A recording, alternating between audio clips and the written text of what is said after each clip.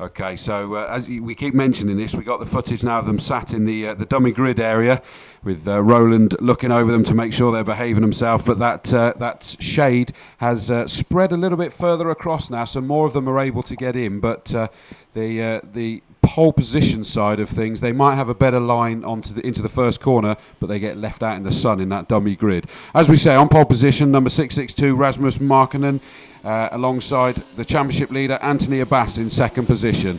Row 2 sees Cesar Enyo in the 666 car, with Cristiano Morgado in 621, the leader of the Masters. A fabulous performance that has been sat there on fourth on the grid in a class of his own with regards to the Masters at the moment. On the third row, Mark Lupfer and Henrik Baptista. Row 4 sees Maxi Fleischmann in 615 and Luca Kamali in 8th position. On the fifth row is Alessio Curto and Fabienne Lanz over from South Africa. We just saw the interview that I managed to grab with her yesterday, and I'm sure she's looking forward to this because she certainly looked like she was yesterday. On the 6th row, Tamsin Germain, obviously from the Masters class. She's currently the second fastest in this particular race. Alongside is Samuel Hruska, and on the 7th row in 13th position Philip Sewer and Christoph Adams in the Masters class, and all alone on the 8th row in 15th position is another one of the Masters drivers, Martin Pearce, who in the opening race had a cracking performance getting himself up through the grid. Yep, he certainly did. He's going to be another one to watch out for. There's a man who's had a slight problem on this warm-up lap, Christoph Adams, who's dropped way back now. Thomas Liner was just ushering them along as quickly as possible, and some of them were really pushing on, but the man towards the back, Christoph Adams, is trying to catch up, which he now has done towards the rear, and the man out front, Rasmus Markkanen, was away with it, but now he's slowed down. He's got the tyre the temperature into the tyres, and he'll be ready to use those to the best of his abilities now. So we've had a look at the grid, how they're all going to line up, and what is in prospect. We don't know until the race does get underway and it all unfolds into some sort of order, but definitely the guys at the front, ones to watch out for. Can Rasmus Markkanen grab his first heat victory of the year? Looks promising, starting way out the grid on pole position this time round, but Anthony Abbas, the man who's doing so well in the championship, he's leader of it as he comes here to round number 2. He's really going to push Rasmus all the way, but you've got to be wary. If he's on the outside line here, he could be passed by the likes of Cesar Enyo and Mark Lupfer down in towards turn number 1. So it's going to be interesting to see how it goes. A few final adjustments to Anthony Abbas's kart there, just as he touches the rear wheel and of course sorts out the engine. We should be set to go for another 11 lap race in DD2. Anthony Abbas needs to get over into his grid markings, which he now does. The red lights come on, they go out, and we're racing once again in DD2, and a fairly good start from both of those on the inside line there in towards turn number 1, and it's going to be Cesar Enyo who grabs the second place there. It looks like it's contact between Martin Pearce towards the back, so it could be turning into a disastrous start to this one for Martin Pearce, but it's going to be Rasmus Markkanen that leads the way out front. Second place is then going to be, by the looks of it, Cesar Enyo, and it's going to be Anthony Abbas who slots into what's going to be third place. So we've got Samuel Hruska, who was up there in the melee at turn number 1, and I think it was Martin Pearce as well, by the looks of it, who was involved in the incident at the first corner. And there's one actually of the karts is still down there being wheeled away at turn number 1. We'll have to wait till they come across the line to do the powers of deduction and see which one doesn't cross the line, basically. But they are going through these final corners for the end of the first lap pretty much as one, with one exception. The leader has managed to pull out a little bit of a gap at the moment, so 662 Rasmus Markkanen has jumped away from Anthony Abbas. The championship leader hasn't got an answer at the moment, but I think he'll be back. Oh, and we got to move up there for third position, and the move was made by 622 Mark Lupfer, just jumped past Cesar Enyo. That looked like Mark Lupfer was sort of edging towards that move, then thought it wasn't on, and then suddenly realised he was still there on the inside and went, well, since I'm here, I may as well carry on up the inside. Yep, so that's all going on down towards turn number 7. The ones we lost on the first lap were Alessio Curto. We also lost as well Samuel Hruska and the lady racer Fabienne Lanz as well. What a shame for Fabienne. She's way down, just goes across the line now. 37 seconds adrift of the top leaders at the minute. But it's a great fight out front. It's getting closer and closer now between the likes of Rasmus Markkanen, who leads the way. Second place is Anthony Abbas, and third place then for 622 across the line, which is Mark Lupfer. So watch out for Mark now after getting up into third place. He's been followed by Maxi Fleischmann, and Cesar Enyo has now dropped down to what's going to be 5th place. So Cesar has got work to do as they work their way through the left and right flick at turns number 4 and 5. 9 laps to go in this one, but up front Rasmus Markkanen doing the business at the minute. He leads Anthony Abbas by a small margin of just under half a second here. Yeah, I don't think Anthony Abbas is going to settle for that, though, is he? He's going to try and close that in, but it's such a manic start to these races that you have to let... And in fact, look at that straight away as they're going around turn number 9. He's already... I think that we must have had a bit of a mistake by Rasmus Markkinen somewhere just out of our sight, because Abbas is now absolutely right on him. Just as I was about to say that Anthony Abbas is not going to let him get away. He's going to find a way to close in. Now he doesn't have to worry about the carts behind so much. He's going to look forward to Rasmus Markkinen, and certainly heading into turn 2. He's not close enough to make a move at the moment, but if he can make these complexes as clean as possible, carry that speed onto that back straight, then he's going to be trying to line up. Now, is he going to make a dive up the inside heading down towards turn 6, or is he going to try and carry as much momentum through there and try into turn 7 down at the restaurant hairpin? No, that's nicely covered off there by Rasmus Markkinen. He basically put himself right in the middle of the circuit, meaning there was no route for Abbas to go, but he's still joined and desperately trying to make a move up the inside heading into one of these hairpins, but not yet.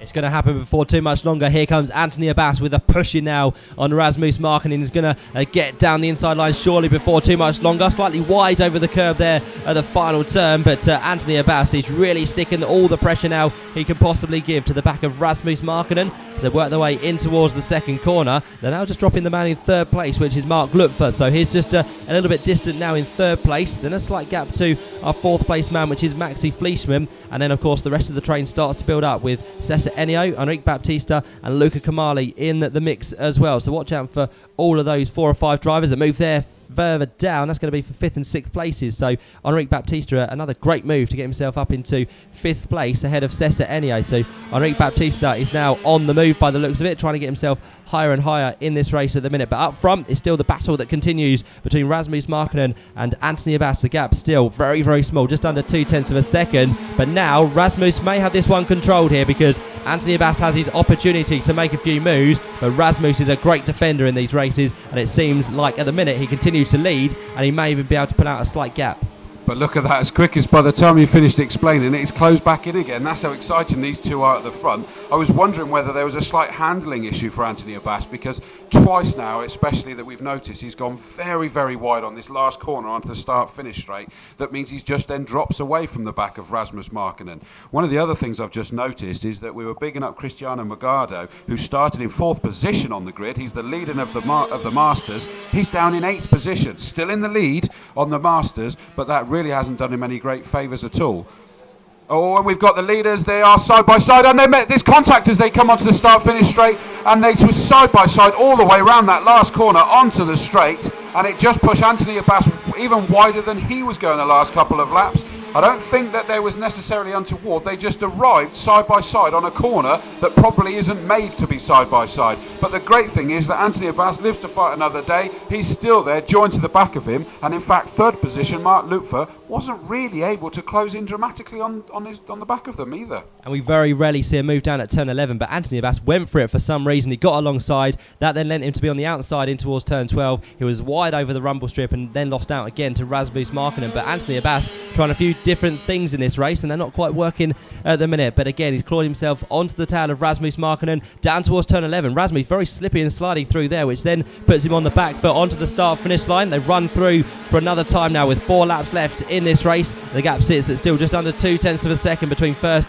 and 2nd places. Anthony Abbas again very, very good on those brakes as they work their way through turns 3 and 4 now. On towards the back straight they'll head, but what can Anthony Abbas do about getting past our leader? He's getting very frustrated now. He's trying moves that aren't quite working, and of course with those moves he's making more and more mistakes, which just drops him further back from Rasmus Markkinen. And they're not being caught by our 3rd place man, because Mark Lupfer hasn't got quite the speed to carry now to the top 2. But Anthony Abbas here, he needs to get past. He wants to get past. He wants the best place for the pre-final tomorrow. But at the minute, what a drive this has been from Rasmus Markkinen. Absolutely amazing. I mean, you said that he's very good at defending. He's certainly showing that. We've got a couple side by side a little bit further down the pack there.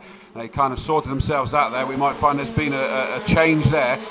Very impressive to see that Mark Lupfer is actually putting in personal best times, but he doesn't have an answer to close in on the others.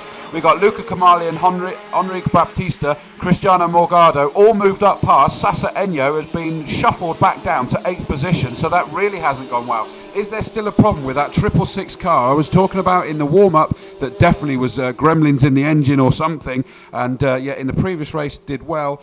Maybe those gremlins are back again, which is really unfortunate. Finds himself back down in 8th position at the moment, but we really are looking at this lead battle. I apologise for everyone further behind, but this is absolutely alive at the front. Some great defending by Rasmus Markkanen. Anthony Abbas, the championship leader when he arrived here, he does not want to sit in second. He took the first couple of laps fairly steadily, made sure that he was able to break away from the 3rd position, Mark Lupfer, so that he didn't have to worry about looking backwards.